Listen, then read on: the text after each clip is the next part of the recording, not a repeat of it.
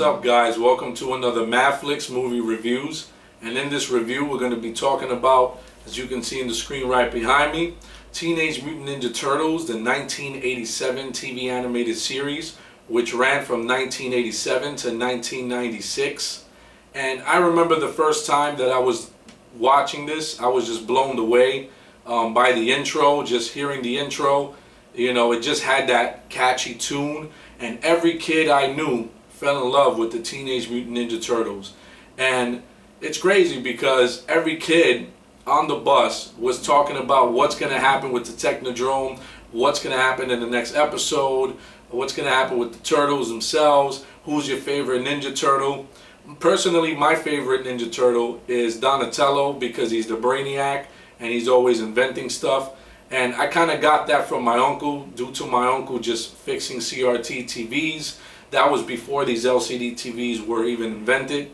And, you know, he used to just fix these TVs, take them apart, and then I see him take a soldering iron and he'll take out the boards and he'll just start soldering away, and the TVs would be like brand new.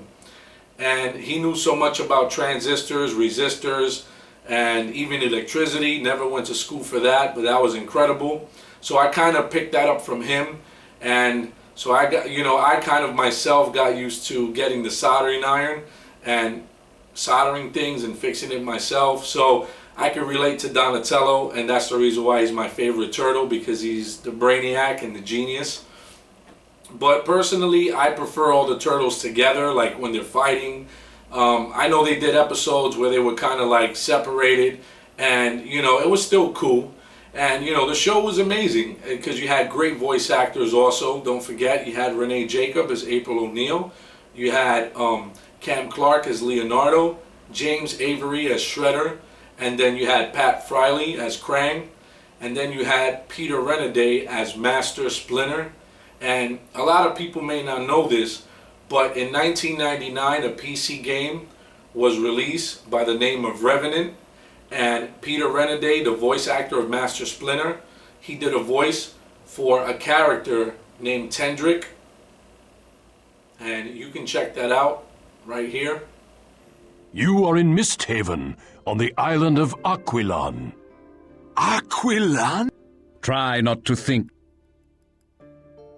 Why have you... Sardok has convinced me that you have certain qualities that will allow you to serve me in a very special way. Serve you? Yes. A few years ago, the followers of a strange new religion began to travel to our small island. The Children of the Change, they call themselves. So that was 1999's PC game Revenant, which I ended up just beating a few days ago. I purchased the game back in 2001. And yes, that's a long time. I just been on and off on the game. But not only that, there was a lot of other things going on in my life. And so that's why it kind of took me long to get into the game again. But finally, I was able to beat it. So jumping back onto the Turtles again, talking about Peter Renaday. A lot of people also may not know, in Who Framed Roger Rabbit, Peter Renaday was actually supposed to have the role that Bob Hoskins had, because he was doing that before Bob Hoskins. There's a photo of that there, and you can see that he was actually doing the role. I don't know if he decided to drop out last minute, maybe due to something else, or they just didn't cast him. But he was supposed to do the Who Framed Roger Rabbit, and I wonder how that would have turned out with him in it, because that would have been amazing to see. So jumping back on to the Ninja Turtles, I mean, it was just incredible to see James Avery, the way he did the Shredder voice, and just the way he portrayed Shredder. Shredder was just hilarious in a lot of the episodes. And then you had Krang, Pat Friley, he's just so hilarious. And, you know, especially with that Krang voice, you know, I'm not a voice actor, but just hearing Krang's, you know, voice, just saying, "Shredder, hurry up and get that portal open so we can get to Dimension X." I can't do that gassy thing that he does. Kind of sounds like he has acid reflux or something. And then you have Shredder, you know, which he's like, "Tonight I dine on turtle soup." So I can't really, like, you know, do it, but I know there's an episode where he has memory loss. and he's walking around and he's like, why am I wearing this ridiculous mask? And so he's like, might as well put it back on. It goes with the rest of the outfit. Why am I wearing this ridiculous mask? Might as well put it back on. It goes with the rest of the outfit. And that was just hilarious. But yeah, then you had Casey Jones, who was one of my favorites, with his, when do I get to break something? You know, it's funny because Casey Jones, he actually sounds like the guy who voices Duke Nukem. So that's the part that had me kind of like, wait a second, you know, after like not watching it for a long time and then playing Duke Nukem and then just hearing, it's time to kick ass and chew bubblegum. So they kind of have that same similar voice, you know, because he's like, I want to know is when do I get to break something? I want to know is when do we get to break something? And that was just incredible. I love the voice acting in the show. And again, kids all over the world, you know, were just hooked onto the show. And then Playmates released a lot of the Teenage Mutant Ninja Turtle toys, which I had as a kid. I had Bebop, Rocksteady, all four Turtles, Master Splinter, so on and so forth. I ended up giving all those toys to my little brother, and wish, you know, in which I wish I could have kept them, but unfortunately it didn't work out that way. Somehow they ended up breaking, and then they ended up, I don't know where actually they ended up, maybe in a dump. But I did recollect them again, some of them, and they are sealed. And right now those toys are going up for like amazing prices right now. But back to the Turtles, I remember just watching the intro and just seeing how Leonardo, Donatello, Michelangelo, Raphael, they had their own thing going on. And April would get into trouble, and then she kind of became part of the Turtles once she got to know them. Then they gave her like the radio thing, the radio communicator, but they were always rescuing her because she was like doing things she shouldn't be doing, snooping around, which that's her job because she's a reporter. And then you had Krang, who wants to just take over the world, and he doesn't have a body in the early episodes, and he just kept telling Shredder, listen, I want my body, make my body. Finally, Krang gets the android body, and he's like, with this body, I'm going to take over the world. And he's like, Shredder, you're always failing.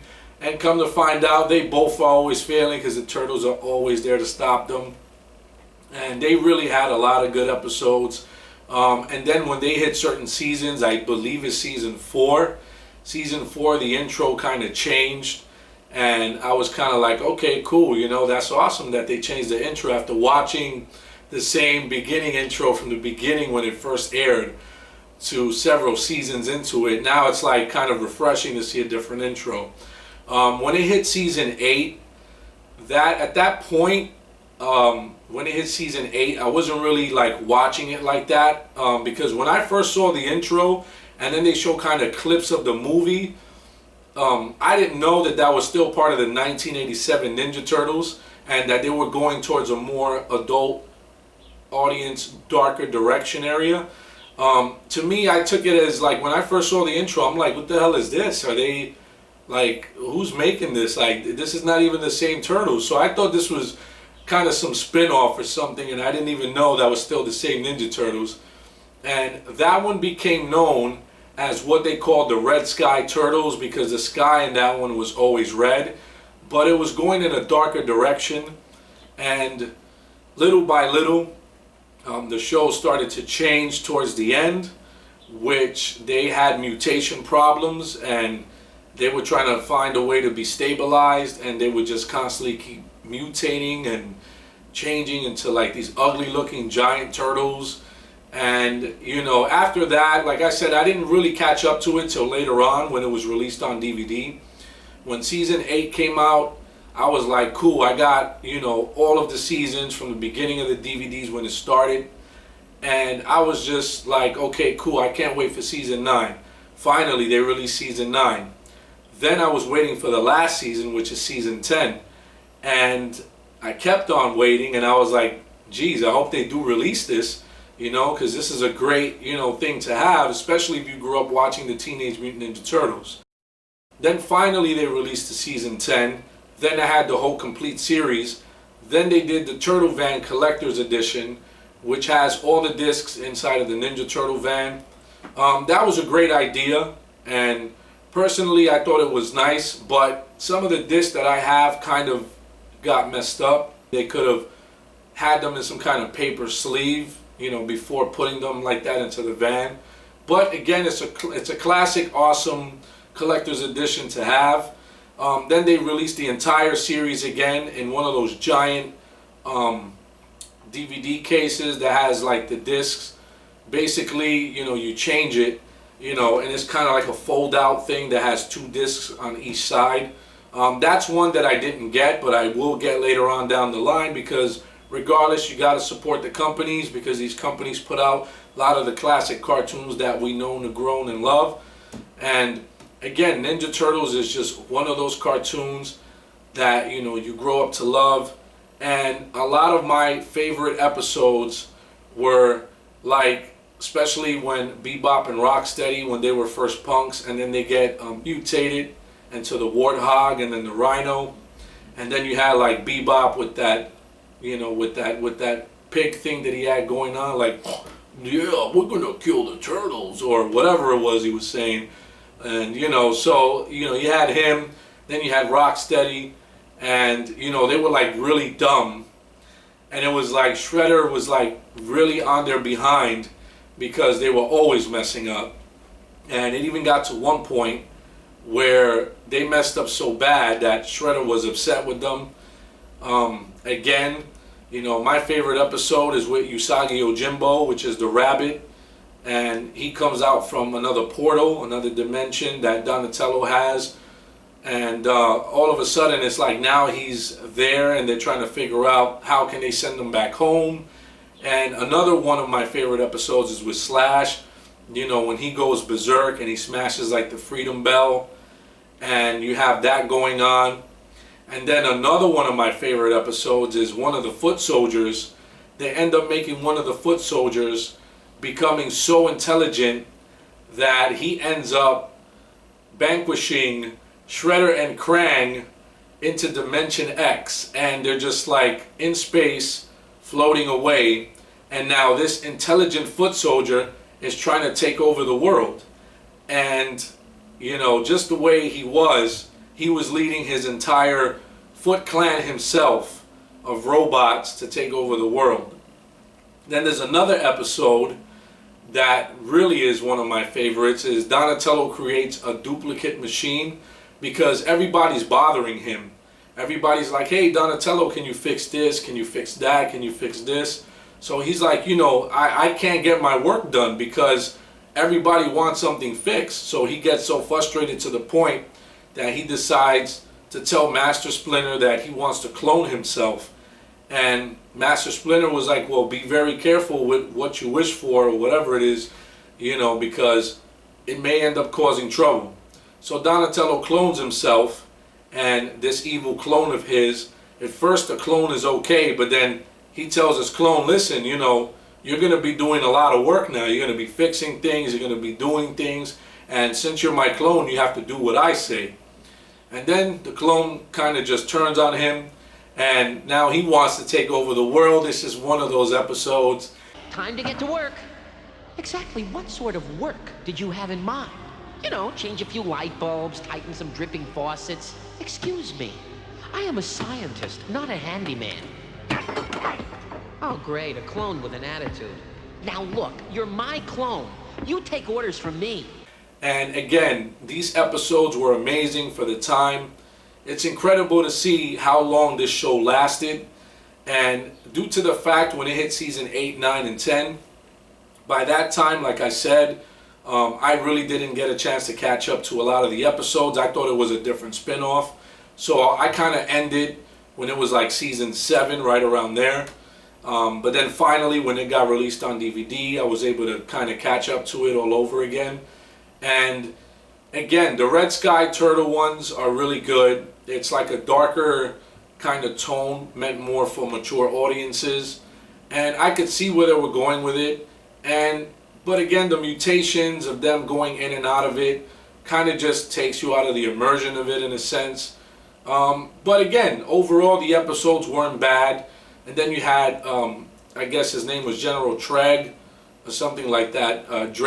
Lord Dreg. He was trying to take over the world also. He was like some kind of alien. So basically, not Master Splinter, but Shredder and Krang, they kind of got phased out.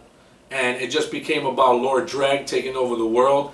By the way, Lord Dreg is voiced by no other than Tony J. May he rest in peace. He was also a very incredible voice actor. And I thought he did an amazing job voicing Lord Dreg. And I was impressed with that, especially watching Reboot with the way he did the voice of, I forgot the robot's name. Reboot is another great 3D animated TV series, which aired sometime, I believe, in 1994. They actually had the graphics that you see that they used in Toy Story. That was, that wasn't the first thing that was out. That was already out for Reboot. But saving Reboot for another time. So that is Teenage Mutant Ninja Turtles, the 1987 animated TV series. And it's one of those shows that if you've never seen that show, make sure you check it out. I grew up on the show, and a lot of other kids have. And again, they came out with plenty of games. Like they had the NES Ninja Turtles, which I got as a kid. I remember playing it. And then I remember playing Teenage Mutant Ninja Turtles 2, the arcade game. And then they came out with Teenage Mutant Ninja Turtles in Time, which I've never played that game even in the arcade. My first time playing it was on a Super NES in one of my friend's house. And sure enough, that same friend actually ended up giving me the game. So I was lucky enough to have it, and which I do. So thank God for that. And that's going to be showing up on a Throwback Thursday episode. So check that out. And I remember playing the Teenage Mutant Ninja Turtles, the Konami arcade, after I had the NES version. And I remember going to this bakery that was in my neighborhood. And I went there. You had all these kids lined up. And they were all over the place. You had like Street Fighter 2 Champion Edition. Kids were in that. Street Fighter the World Warrior.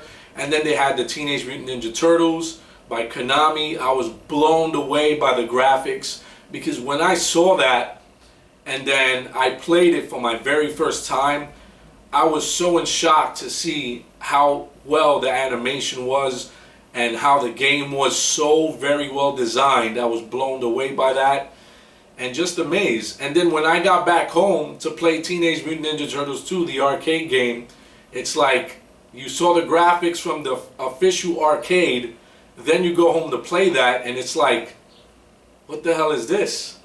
It's like, what the hell is this? Like, what's wrong with these graphics? But overall, Nintendo really did a good job doing it. It was a great beat 'em up.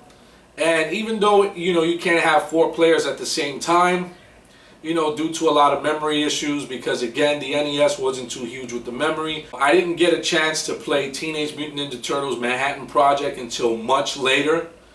That was around like 2007. And again, I was lucky enough to get it. It's a great beat 'em up. The Hyperstone one, I played a little bit of that in another one of my friend's house. After that, I never really got a chance to get it.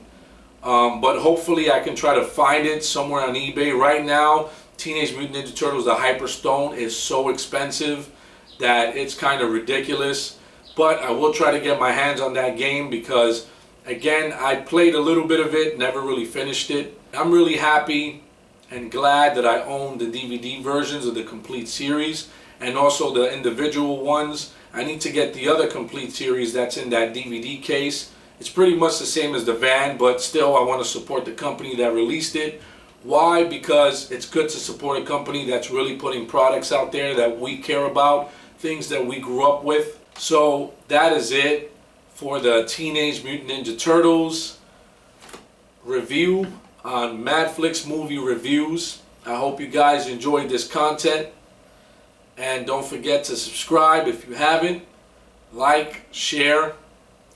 And I'll catch you guys on the next MADFLIX Movie Reviews.